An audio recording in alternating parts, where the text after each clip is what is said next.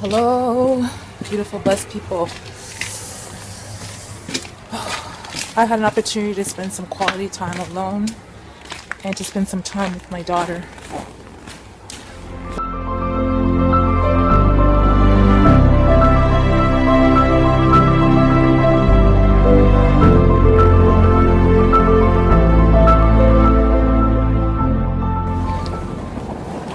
There's a heavy responsibility on those who can hear God's voice. And so, I'm trying to think of where I'm supposed to be going now. So right now, what I'm doing, first of all, I hope that you are all doing well. And I'm going to go out. My daughter has been so mature about everything. She has, I just see her and I just feel like I did it, that God was with me all this time. Even through my struggles and all that I went through in my life, that He was with me helping me raise these girls, because there's no way the way they are is me. It's just my doing. There's no way. They're great girls. There's a time coming. I'm just trying to prepare her mentally that when they say take the chip, that she is confident enough to say no, I'm not going to do that, and she can walk away. It's very cold right now, but it's just this morning, so hopefully it'll get warmer later on. But I'm going to tell you what.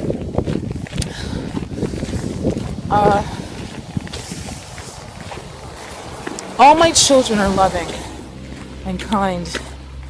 They all have their individual personalities. I'm not too sure what God's plan is for me and my children. But too much is given, much is required. I've had to, not many people can say they've had to endure what I've had to endure. In relations to how they've had to let things go in their life to serve the Lord. It's just what it is. It's a part of the walk. I should be walking this way. I think this is it. Yeah. I'm feeling my way through this. I don't know this area, so I'm feeling my way through this neighborhood. These boots that I'm wearing are not waterproof, and so I'm looking to get a pair that's waterproof, so that when I'm walking through certain areas, my feet don't get wet. Yeah. All right. How was for those of you who don't celebrate Christmas as I don't, did you have a chance to kind of pray and seek God during that time? It's something that you can't avoid. Christmas is everywhere. Every store you go into, every situation, there's lights, there's people saying, I had strangers, I've never had so many strangers say Merry Christmas to me in my life. Alright. I didn't film anything when I was out there. It got warmer, but as it got warmer, my hands got more full. I'm very strong, like physically strong. I push my body very hard. So in relation, I guess that's what I say, that I think about that in relations to fasting. Know your body. Like, don't use me as an example. Just use me as an example as what the body can endure during a fast. But just know yourself. I can tolerate pain more than the average person. Okay. Today is the 29th of December. It's almost a new year. And this is not how I thought my life was going to go at all. At all. I thought I was going to die single, raising my kids. I really never thought that we were living in the times we're living in. But anyway, so I think what I'm going to get right now isn't a lot, and it's dark. So I'm going to probably vlog part of the way, and when I get there.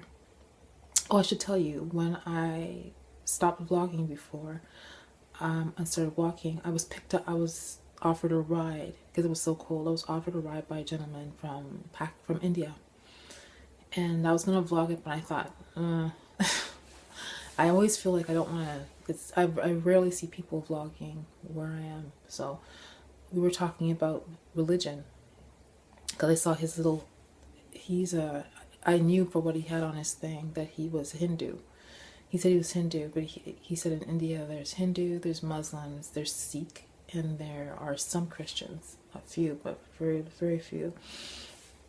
And then I was talking to him about the times that are coming, and he didn't want to even, not that he didn't want to hear it, but he didn't want to believe that there are people who are in positions of authority in this world don't have our best interests at heart. He was telling me to embrace technology and all kind of stuff. I was like, dude, you don't even know. Anyway. Oh, it's working. Okay, so it's late. I'm supposed to have head out already, but I've got so caught up on catching up on videos that I'm just leaving now. So I'm hoping that it's minus 16 right now outside. So let's head out. This should be interesting. Okay. So it says it's 15, minus 15, but it doesn't feel so bad. Like I don't have my gloves on yet, and it's not so bad. Yeah, whatever. Let's see how it is when I get up the street. So you can barely see me. It's dark. It is dark, but it is so beautiful. What's interesting about this area is that they haven't really kept up with lights. Like it's not like there's lights everywhere. You know, some communities it's like there's Christmas lights everywhere and reindeer and stuff. But this area is not like that. There's a few lights, but not a lot. Which helps when you don't celebrate Christmas. Are you seeing that? There's a bunny at the end of the street. Oh my god. You know when you build houses way too fast when there's rabbits and deer in the neighborhood. Oh my gosh.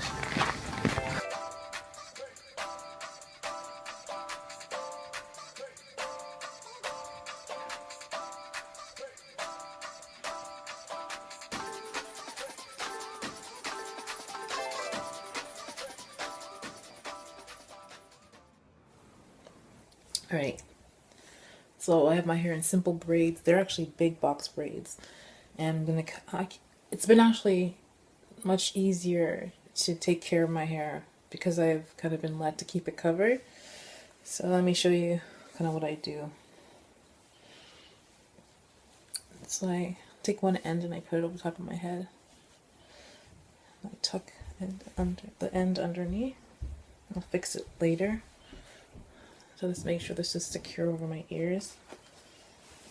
This is not the prettiest hair wrap. I've seen other hair wraps that are prettier, but I'm debating as to whether or not that is what the direction I should be going in regards to. I'm not doing it for show. I'm doing it because God's called me my hair. But I do want to be neat about it. So I can kind of gather it and tuck as I go on. Do one wrap. Just make sure it's secure. And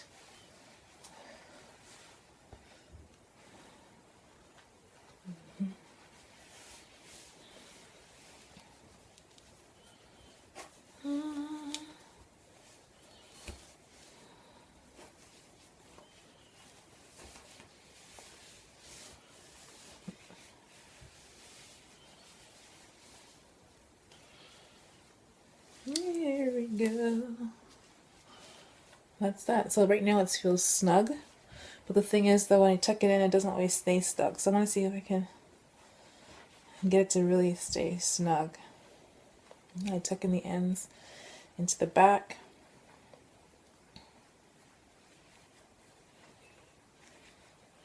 Because of the length of it, it's kind of a little bit awkward.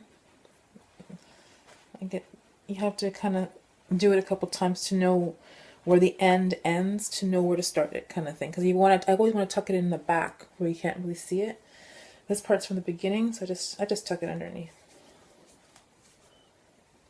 I'm just tucking in little other parts. There. So that's how I wrap my hair. Simply whatever parts are sticking. Like there's a part here that's sticking out.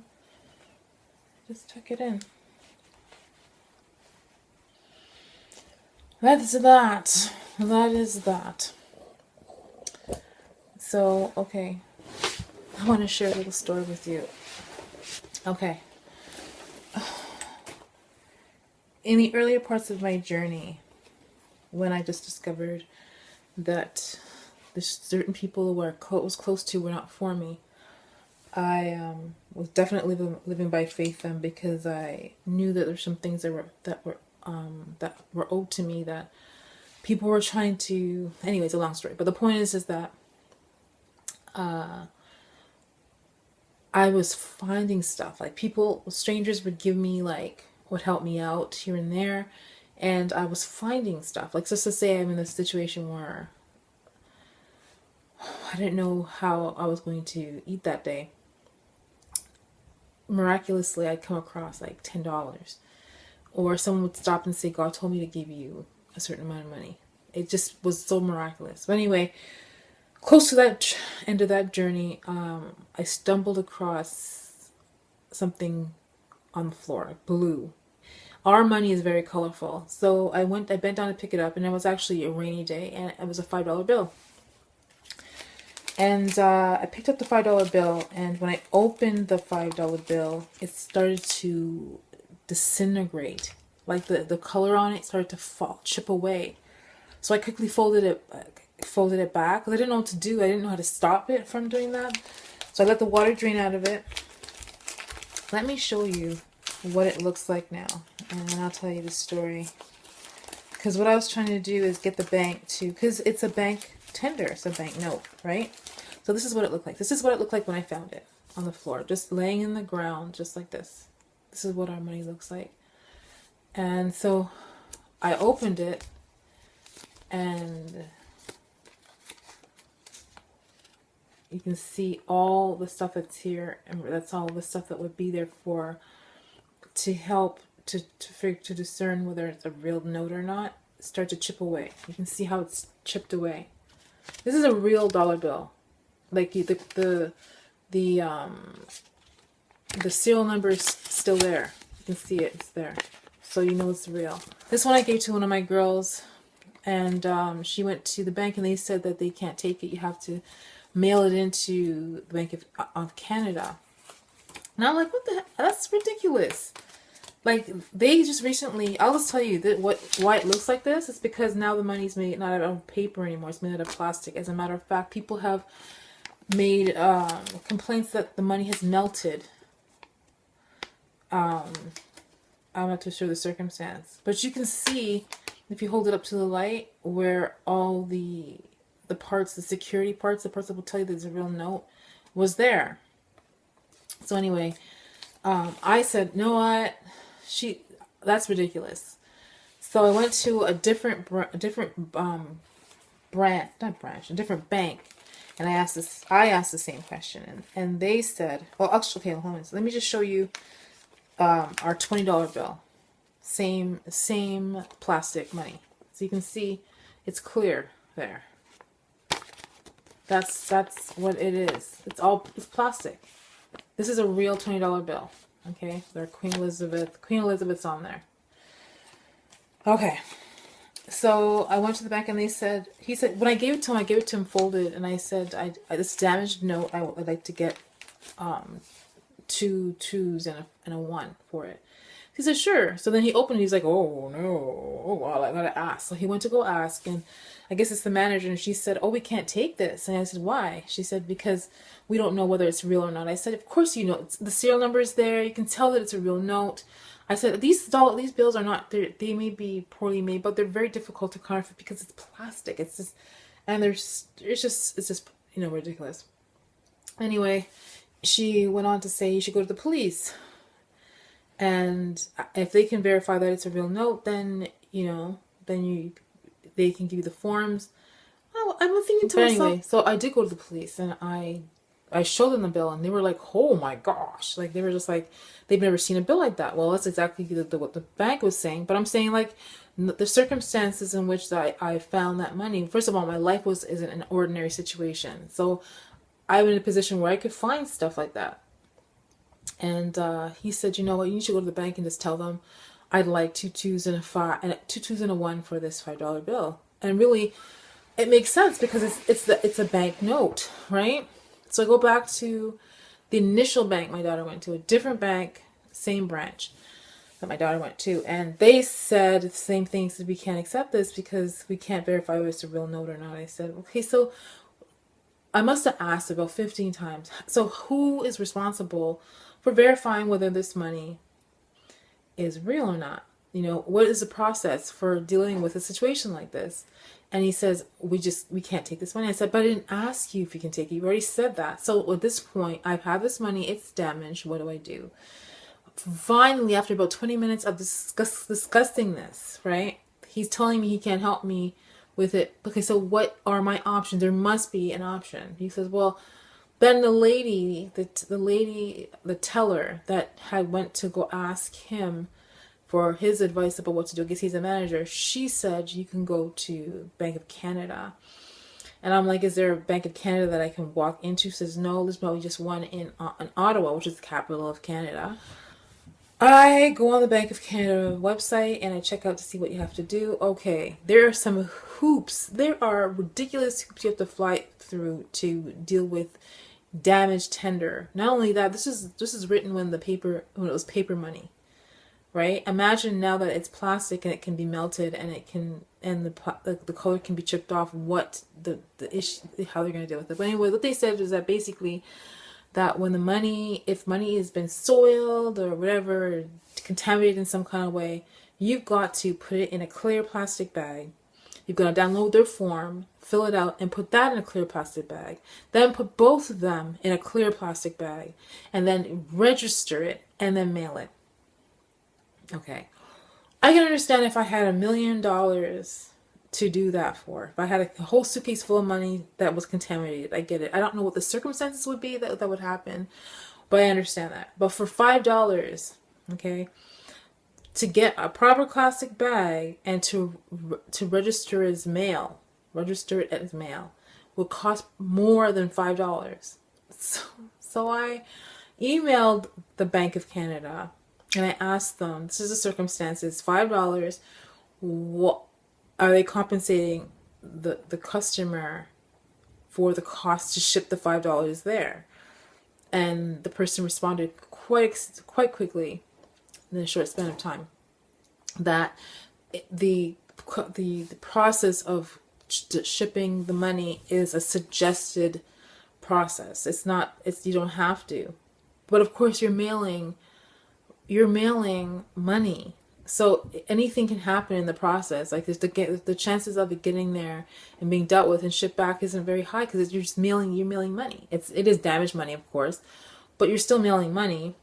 I just thought the bank should have dealt with it. The bank should have took it and then maybe took my information. And if it's, I went to the police and obviously it's not counterfeit, so it's not that. Plus, the bank is the one who should be able to tell whether it's counterfeit or not. I just thought this was just stupid. It was just ridiculous. And it kind of ties into the conversation I had with the Indian gentleman when I had the ride. Him talking about trust. He was talking about trusting technology. Like he was so into technology and where things are at. During our conversation, I brought up what I just discovered. God just revealed to me that in India, they are implementing the chip already. So basically, it's not necessarily the implant, but what they're doing is everyone has to register as a number. So everyone's a number, and you don't use currency, but you use your number as a means to pay for things. So, if you want something, if you have a certain amount of money, they use your number and they withdraw from your money from your number to their number, the amount of money that they need. Today, the government launched in 2008, Aadhaar aims to provide an identification number to each of India's 1.3 billion people. It also records every individual's fingerprints and iris scans for the government's massive database. Okay, now put the fingers of your right hand.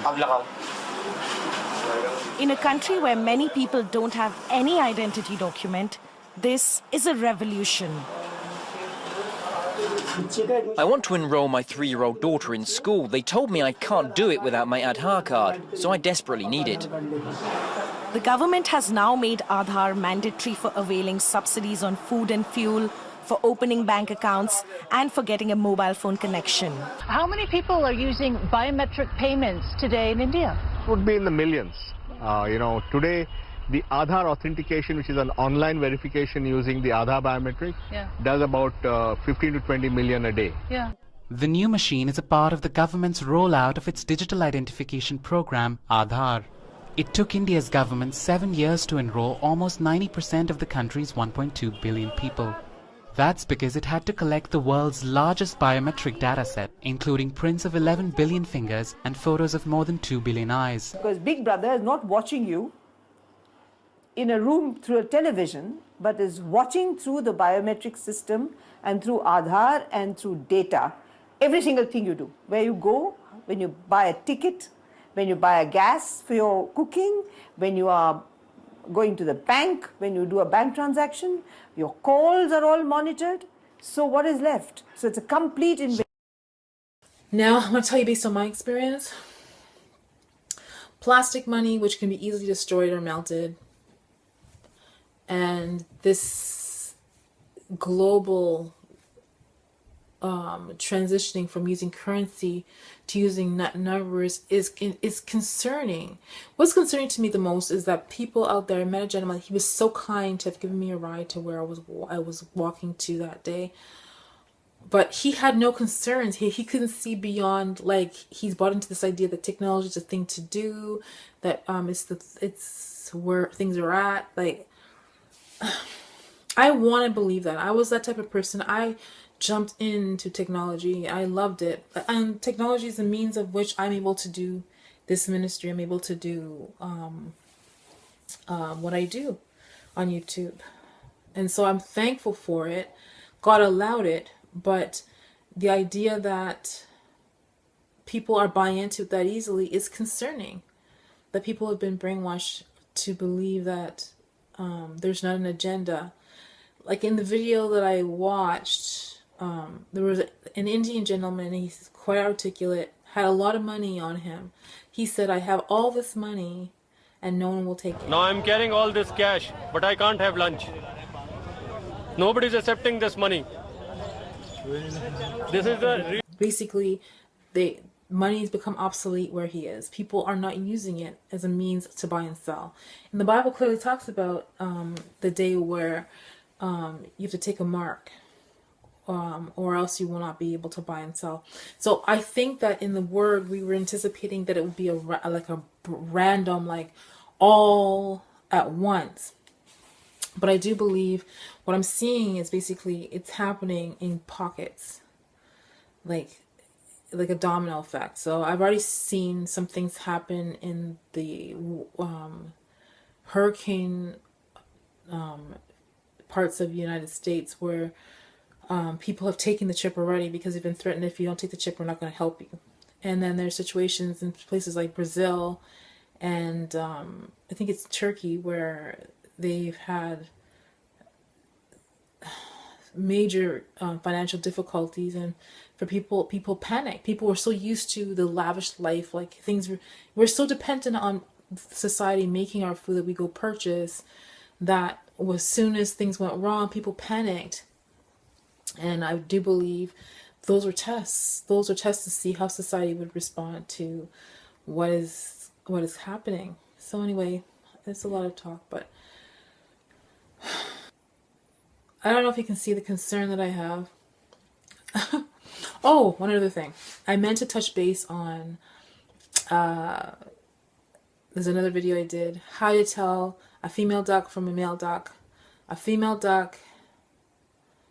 male duck has the colorful head part, and the female duck is brown. That's all. When I was watching the ducks, and I saw these brown ducks, and then I saw the more aggressive, colorful ones, I had a feeling those were male. I don't know why. I like to believe that because based on how society is, because women are always so colorful and the hats and stuff like that, that the colorful one would be females, but they were much more bigger and they were too aggressive to be the women. Two, there was a product I was talking about. What was it called? The Diva Cup. The people they're promoting for that time of the month. And my concern, no one really said anything much about the concern that they might have had, but the concern that I have is that it says it's for women who have not had a child via C-section or vaginally. I don't know any other way to have a child. There's only those two ways to have children. So I mean, basically, anyone who has a child can't use it, which means that they're gearing this product towards people who maybe never had an experience down there before, like so virgins and people who, young women who are actively involved in sports or whatever active thing they may be doing, swimming, whatever else. And I'm just concerned about igniting feelings that have not been igniting before. Why are we playing down there? Why are we putting stuff in there? And two, someone had made a comment, which I agree with, that this product is most likely made out of plastic, some kind of plastic. It can sit in the body for 12 hours, probably means that because our body produces women have discharge for a reason, to keep down there lubricated, but also too, when that time of the month comes, an egg is released, and it's at some point, if it's not fertilized, it's flushed out of the body. That's all chemicals our body produces to make this happen. It doesn't just happen. Like, there's stuff that happens in the woman's body. Thus, sometimes there's certain smells or changes in the body, the hormones that produces these enzymes. But anyway, the point is that these enzymes would probably break down this product if not handled well. So can imagine if someone's thinking, maybe trying to think of it as a birth control method or leaving in there too long. I just think it's just too intrusive and just invites too many issues. Oh my gosh. I don't know, concerned. But anyway, I don't want to touch base on that, answer those questions. I didn't answer them before. There's just so much going on. And I just wanted to see how you guys were doing. That's the end of this vlog, I do believe. I'm going to see if I can head out again today. Brave the cold. It has been quite cold lately. Anyone have plans for the up and coming new year? It is a new calendar year coming up. Does anyone have any plans? What is people doing? Anyone have any plans? What God has revealed or pressed upon you to do for the new year? I'd love to hear about it. Anyway, remember, you are made marvelously. God loves you. I'll talk to you again soon. Be blessed. Much love.